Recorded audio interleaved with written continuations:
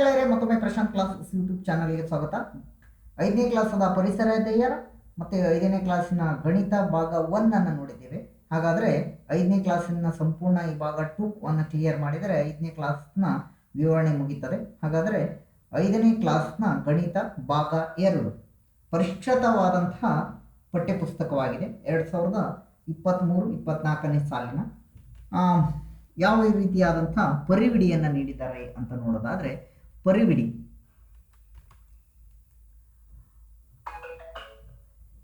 ಪರಿವಿಡಿಯನ್ನು ನೋಡೋದಾದರೆ 1ನೇದು ಪಾಠ ಗುಣಾಕಾರವಿದೆ, 2ನೇದು ಭಾಗಾಕಾರ, 3ನೇದು ಮಾನಸಿಕ ಗಣಿತ, 5ನೇದು ದಶಮಾಂಶ ಭಿನ್ನರಾಶಿಗಳು, 5 ಹಣ, 6 ತೂಕ ಮತ್ತು ಗಾತ್ರ, 7 ಕಾಲ, 8 ಸಮಯ ಮಿತಿಯ ಆಕೃತಿಗಳು, ಮತ್ತು 3 ಆಯಾಮದ ಆಕೃತಿಗಳು, ಮತ್ತು ವಿನ್ಯಾಸ, ನೆಕ್ಸ್ಟ್ ಉತ್ತರ. ಆ ಭಾಷಾಭ್ಯಾಸದ ಉತ್ತರವನ್ನು ನೀಡಿದ್ದಾರೆ.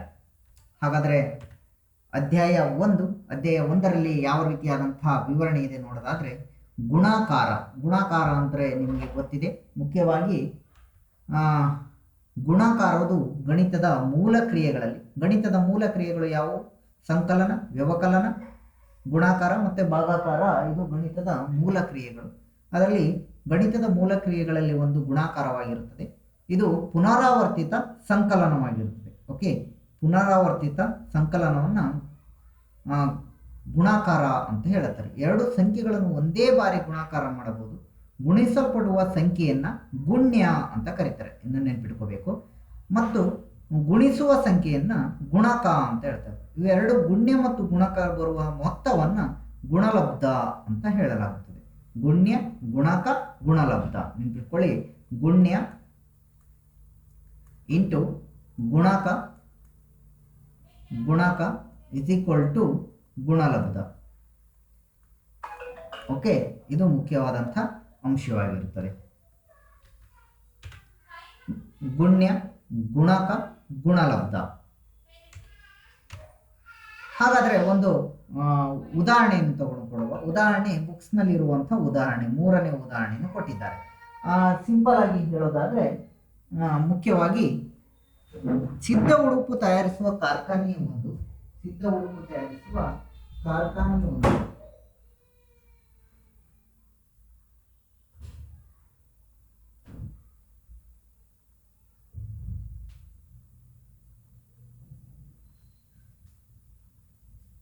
ದಿನದಲ್ಲಿ 2718 ಉಡುಪುಗಳನ್ನು ತಯಾರಿಸುತ್ತದೆ. 2023 ಕೆಲಸದ ದಿನಗಳಲ್ಲಿ ತಯಾರಿಸುವ ಉಡುಪುಗಳ ಸಂಖ್ಯೆ ಎಷ್ಟು ಅಂತ ಹೇಳಿದ್ರು. ಒಂದು ದಿನಕ್ಕೆ 2718, 23 ದಿನಕ್ಕೆ ಎಷ್ಟು ಉಡುಪುಗಳನ್ನು ತಯಾರಿಸ್ತದೆ ಅಂತ ಪ್ರಶ್ನೆಯನ್ನು ಕೇಳಿದರೆ, ಇದು ನಿಮಗೆ ಸಿಲ್ಲಿ ಅನಿಸ್ಬೋದು. ಆದರೆ 5ನೇ ತರಗತಿಗೆ ವಿವರಣೆಯಾಗಿ ನಾನು ನೀಡಿದ್ದೇನೆ. ಇದೇ ಲೆಕ್ಕಗಳು ನಿಮ್ಗೆ 10ನೇ ತರಗತಿಗೆ ಯಾವ ರೀತಿಯಾಗಿ ಮಾಡಿದ್ದಾರೆ ಅನ್ನೋದು ಮುಖ್ಯವಾಗಿ ಬೇಕಾಗ್ತದೆ. 2718 ಉಡುಪುಗಳು ಇಂಟು 23 ಮಾಡಿದಾಗ ನಮ್ಗೆ 62,512 ಬರ್ತದೆ. ಮಾಡುವಂಥ ವಿಧಾನವನ್ನು ನಿಮಗೆ ಗೊತ್ತಿದೆ, ಅದನ್ನು ಪ್ರಾಕ್ಟೀಸ್ ಮಾಡಿಕೊಳ್ಳಿ. ಇದು ಗುಣಾಕಾರದ ಲೆಕ್ಕಗಳು.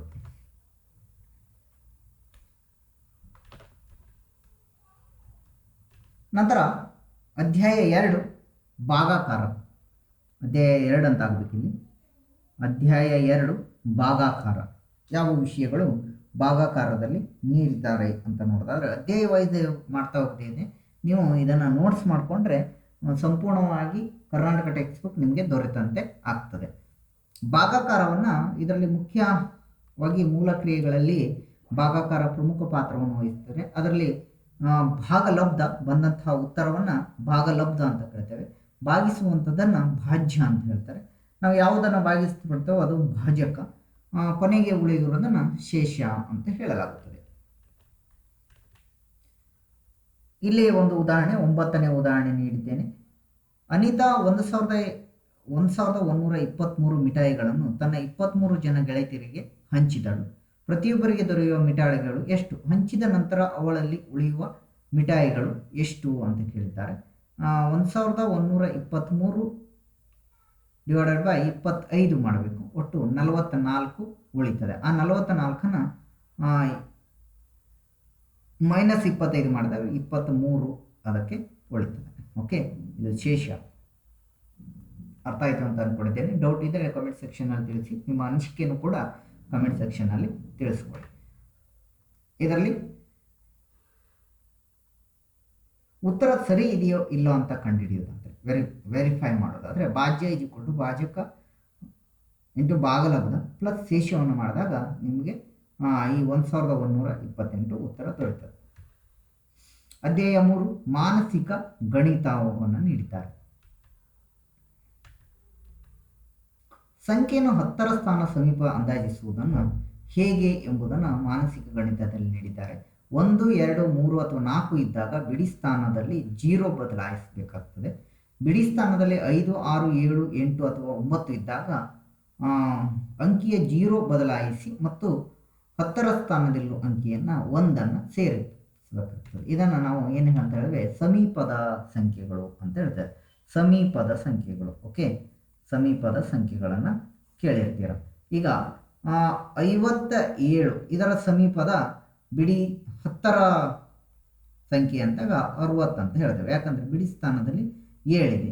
7, 5, 6, 7, 8, 9 ಇದ್ದಾಗ ನಾವು ಮುಂದಿನ ಸ್ಥಾನಕ್ಕೆ ಸಮೀಪದ ಸಂಖ್ಯೆ ಅಂತ ಹೇಳ್ತೇವೆ. ಅದೇ ಇದು 57 ಇರುವ ಬದಲು 54 ಇದ್ದಾಗ ಅದು 50 10ರದ ಸಮೀಪ ಸಂಖ್ಯೆ ಆಗಿರುತ್ತದೆ. ಓಕೆ, ಈಗ 1, 2, 3, 4, 5, 9 1ರಿಂದ 9 ಬರೆದಾಗ 1ಕ್ಕೆ ಸಮೀಪ ಸಂಖ್ಯೆ 4, 3, 2 ಆಗಿರುತ್ತದೆ. ಹಾಗೆಯೇ 9ಕ್ಕೆ ಸಮೀಪ ಸಂಖ್ಯೆ 5, 6, 7, 8 ಆಗಿರ್ತದೆ. ಅಂದರೆ ಮಧ್ಯಾಂಕ ಬಂದಾಗ 55, 65, 45, 75 ಈ ಮಧ್ಯಾಂಕ ಬಂದಾಗ ಅದು ಮುಂದಿನ ಸಂಖ್ಯೆಗೆ ಸಮೀಪ ಆಗಿರ್ತದೆ. ಇದನ್ನು ಸಮೀಪ ಸಂಖ್ಯೆ ಅಂತ ಕರೆಯಲಾಗುತ್ತದೆ. ಈಗ 1256 100ರ ಸಮೀಪದ ಸಂಖ್ಯೆಯನ್ನು ಗುರುತಿಸಿ ಅಂದಾಗ ಇದು ಬಿಡಿ, ಇದು 10, ಇದು 100. ಓಕೆ, 256 ಇದು 300ಕ್ಕೆ ಸಮೀಪ ಆಗಿರ್ತದೆ. ಸಮೀಪ. ಓಕೆ, ಅದೇ 1254 ಇದ್ದಾಗ ಅದು 200ಕ್ಕೆ ಸಮೀಪ ಆಗಿರ್ತದೆ. ಇದು 100ರ ಸ್ಥಾನಕ್ಕೆ ಸಮೀಪ ಸಂಖ್ಯೆ, 100ರ ಸ್ಥಾನಕ್ಕೆ ಸಮೀಪ ಸಂಖ್ಯೆ ಅಂತ ತಿಳಿಸ್ಬೋದು. ಅಥವಾ 10ರ ಸ್ಥಾನಕ್ಕೆ ಸಮೀಪ ಸಂಖ್ಯೆ, 10ರ ಸ್ಥಾನಕ್ಕೆ ಸಮೀಪ 10ರ ಸ್ಥಾನಕ್ಕೆ ಸಮೀಪ ಸಂಖ್ಯೆ ಯಾವುದು? 50. 54 ಇದೆ, ಆದ್ದರಿಂದ 50. ಅರ್ಥ ಆಯಿತು ಅಂತ ಅಂದ್ಕೊಂಡಿದ್ದೇನೆ. ನಂತರ ಪ್ರಶ್ನೆಯನ್ನು ನೋಡೋದಾದರೆ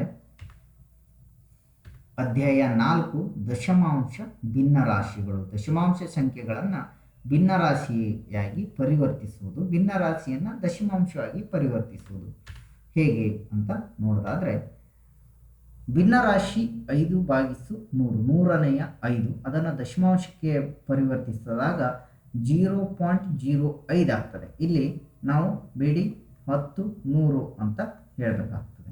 ಓಕೆ, ಪಾಯಿಂಟನ್ನು ನಾವು ಒಂದು ಸ್ಥಾನವಾಗಿ ಮಾಡಬೇಕು. ಇದನ್ನು ಓದುವಂಥದ್ದು 0.05 ಅಂತ ಓದಬೇಕು. ಪಾಯಿಂಟ್ ನಂತರ ಬರೋ ಸ್ಥಾನಗಳನ್ನು ನಾವು ಒಂದೊಂದೇ ಸಂಖ್ಯೆಯಾಗಿ ಓದಬೇಕಾಗ್ತದೆ.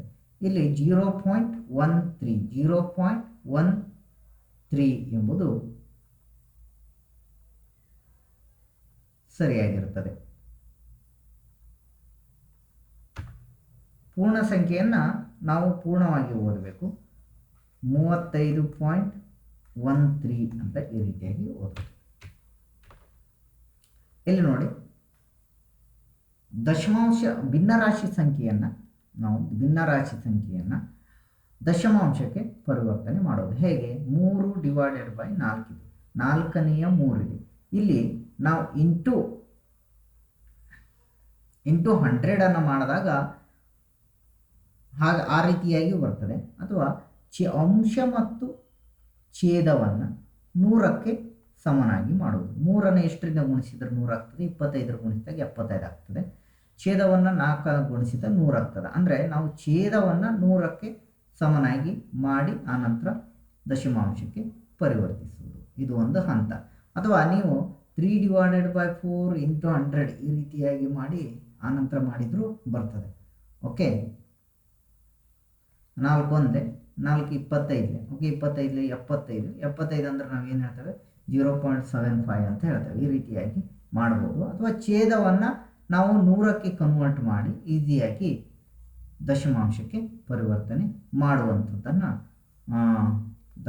ಭಿನ್ನರಾಶಿಯಿಂದ ದಶಮಾಂಶಕ್ಕೆ ಪರಿವರ್ತನೆ ಮಾಡಿ, ಛೇದ ಯಾವುದೇ ಇರಲಿ ಅದನ್ನು 100ಕ್ಕೆ ಸಮನಾಗಿ ಮಾಡುವಂಥದ್ದು. ಓಕೆ, ಇಲ್ಲಿ ನೋಡಿ ದಶಮಾಂಶಕ್ಕೆ ಪರಿವರ್ತಿಸಿದಾಗ ಏನಾಗ್ತದೆ 6 25 ಆಗ್ತದೆ ಅಲ್ವಾ. 6 ಎಷ್ಟಲೇ 6 3 18, 6 4 24, 1 0 ಅಂದರೆ ಪಾಯಿಂಟ್, ಆನಂತರ 0 ಬರ್ತದೆ, ಕಂಟಿನ್ಯೂ ಆಗ್ತಾ ಹೋಗ್ತದೆ ಈ ರೀತಿಯಾಗಿ. ನಂತರ ಅಧ್ಯಾಯ 5 ಹಣದಲ್ಲಿ ಬಿಲ್ಲನ್ನು ತಯಾರಿಸುವಂಥದ್ದು ರೀತಿಯನ್ನು ಹೇಳ್ತಾರೆ. ಈ ಬಿಲ್ಲನ್ನು ಯಾವ ಅಂಶಗಳು ಇರಬೇಕು ಬಿಲ್ನಲ್ಲಿ ಅಂತ ನೆಕ್ಸ್ಟ್ GST ಮಾಡುವಂಥ ಕ್ಯಾಲ್ಕುಲೇಷನಲ್ಲಿ ಕೂಡ ಬರ್ತದೆ 8, 9, 10ನೇ ಕ್ಲಾಸಲ್ಲಿ. ಅದರಿಂದ ಇದು ಬೇಸಿಕ್ ಆಗಿರ್ತದೆ. ಗ್ರಾಹಕರ ಹೆಸರಿರ್ತದೆ ಬಿಲ್ನಲ್ಲಿ. ನಂತರ ಕ್ರಮ ಸಂಖ್ಯೆ, ವಿವರ, ಯಾವ್ಯಾವ ತಗೊಂಡಿದ್ರು, ಸಕ್ಕರೆ, ಗೋಧಿ, ಅಕ್ಕಿ, ತೊಗರೆ, ಕಡಲೆಬೇಳೆ, ಎಷ್ಟು ಪ್ರಮಾಣವನ್ನು ತಗೊಂಡಿದ್ರು, 3, 5, 4, 2, ಅದರ ಬೆಲೆ, ನಂತರ ಅದರ ಮೊತ್ತವನ್ನು ಒಳಗೊಂಡಿತ್ತು ಒಟ್ಟು, ಮತ್ತು ಸಹಿ ಅದು ಅಕ್ಷರಗಳಲ್ಲಿ. ನಂತರ ಅಧ್ಯಾಯ 5 6ನೇ ಅಧ್ಯಾಯ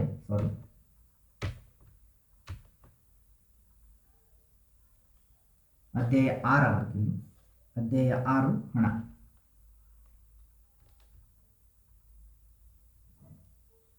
ಹಣ ಪಾಠದಲ್ಲಿ ಯಾವುದೇ ರೀತಿಯ ಅಂತ ಇಲ್ಲ. ನಮ್ಮ ಇಂಡಿಯನ್ ಕರೆನ್ಸಿಯಲ್ಲಿ ಈ ಸಿಂಬಾಲನ್ನು ರೂಪಾಯಿ ಮೌಲ್ಯವನ್ನು ಹೇಳ್ತದೆ. ಅದರಿಂದ ಅದರಲ್ಲಿ ಯಾವುದೇ ಅಂಶ ಇಲ್ಲ, ಅದರಿಂದ ನಾನು ತಗೊಂಡ್ಕೊಂಡಿಲ್ಲ ಹಣದ ಪಾಠದಲ್ಲಿ. ಅದರಿಂದ ರೂಪಾಯಿ ಈ ಸಿಂಬಾಲನ್ನು ಸೂಚನೆ ಮಾಡ್ತದೆ.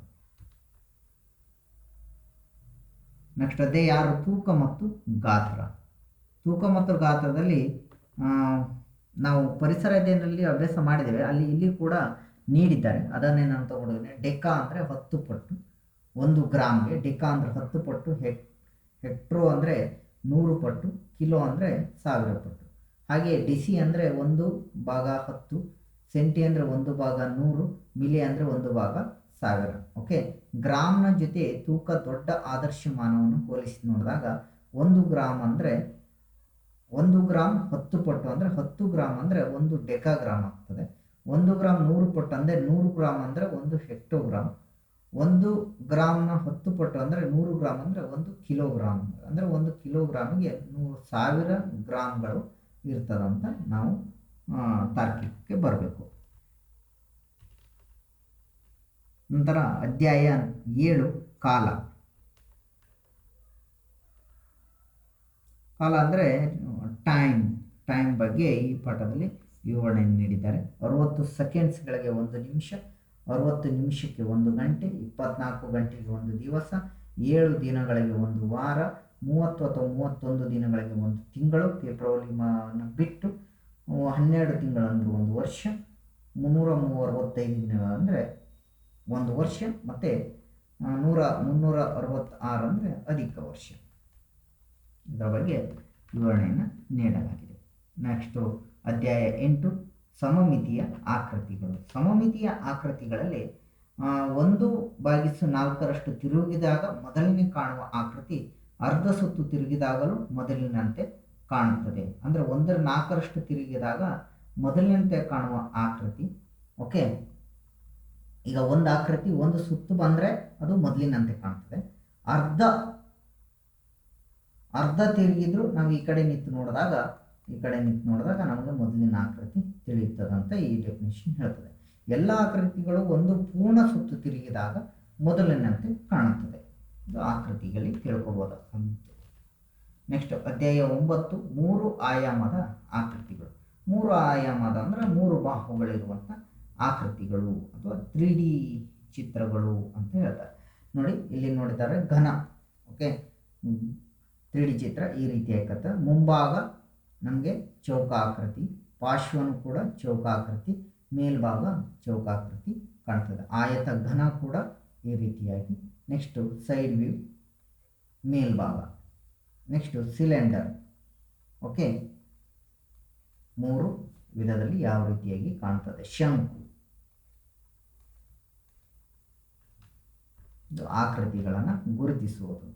ಅಧ್ಯಾಯ 10 ವಿನ್ಯಾಸಗಳು. ವಿನ್ಯಾಸಗಳಂದರೆ ತ್ರಿಭುಜಕ್ಕೆ ಎಷ್ಟು ಬಾಹುಗಳಿರುತ್ತವೆ ಎಂಬುದು ಮತ್ತು ಎಷ್ಟು ಬಿಂದುಗಳಿರುತ್ತದೆ ಅನ್ನೋ ವಿನ್ಯಾಸದಲ್ಲಿ ಇದನ್ನು ತಿಳಿಸಿದ್ದಾರೆ. ತ್ರಿಭುಜ 3 ಬಿಂದುಗಳು, 4 ಬಿಂದುಗಳಿರೋಕ್ಕೆ ವರ್ಗ, 4 ಬಿಂದುಗಳು ಅದು ವರ್ಗ ಅಂತ ಕರೀತಾರೆ. ನೆಕ್ಸ್ಟ್ 9 ಬಿಂದುಗಳನ್ನು ನೀವು ಇಲ್ಲಿ ನೋಡಬಹುದು. ಓಕೆ, ಬಿಂದುಗಳ ಹೊಂದಾಣಿಕೆಗೆ ಈ ಪಾಠವನ್ನು ನೀಡಿರುತ್ತಾರೆ. ಧನ್ಯವಾದಗಳು. ಈಗ 5ನೇ ಕ್ಲಾಸಿನ ಪರಿಸರ ಅಧ್ಯಯನ ಗಣಿತ ಭಾಗ 1 ಗಣಿತ ಭಾಗ 2 ತಿಳ್ಕೊಂಡಿದ್ರೆ ಮುಂದಿನ ವಿಡಿಯೋದಲ್ಲಿ 6ನೇ ತರಗತಿಯ ಪುಸ್ತಕಗಳನ್ನು ಅಭ್ಯಸಿಸುವ. ನಿಮ್ಮ ಅನಿಸಿಕೆಯನ್ನು ತಿಳಿಸಿ. ಧನ್ಯವಾದಗಳು.